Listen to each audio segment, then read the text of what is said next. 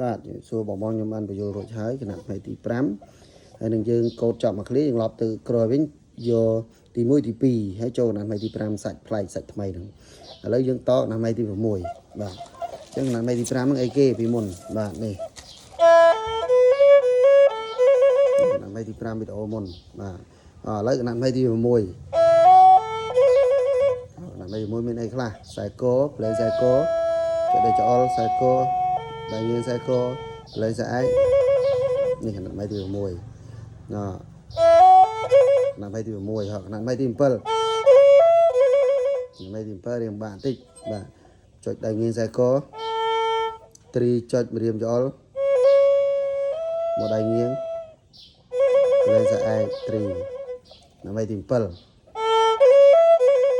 ណែឃើញទេឥឡូវកូដតជាប់គ្នាគណៈផ្នែកទី5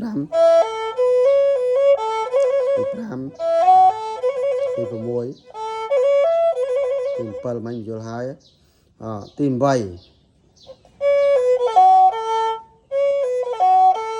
ទី8ពាក្យប៉ុណ្ណឹងទី8ចុចដៃចអល់ខ្សែឯកផ្លែខ្សែឯកចុចដៃកូនដៃងៀងខ្សែកដៃកូនខ្សែកដៃងៀងខ្សែកដៃចអល់ខ្សែកហើយមកដៃងៀងខ្សែកវិញបាទទី8ណែឃើញ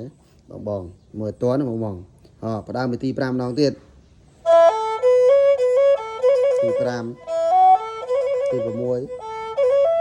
ទី7ទី8នេះទី8យល់ហើយទី9ដៃចអល់ខ្សែឯកផ្លែខ្សែឯកមកដៃងៀងខ្សែកមកដៃចអល់ខ្សែកទី9បាទលោកបងអត់ចេះតខ្ញុំតឲ្យទៀតទី5មកទី5ទី6ទី7ទី8ទី9ទី10ចុចដៃកូនខ្សែកដៃងៀងខ្សែកមកដៃចអល់1 2 3រោខ្សែកដដែលទី10បាទហើយយើងចូលទៅគណៈផ្នែកទី6វិញគណៈផ្នែកទី6ទី7ទី8ទី9ហើយយើងអុកចប់មកបត់សัตว์មហោរីបាទបត់នឹងស្រួលរៀននេះបងអរគុណ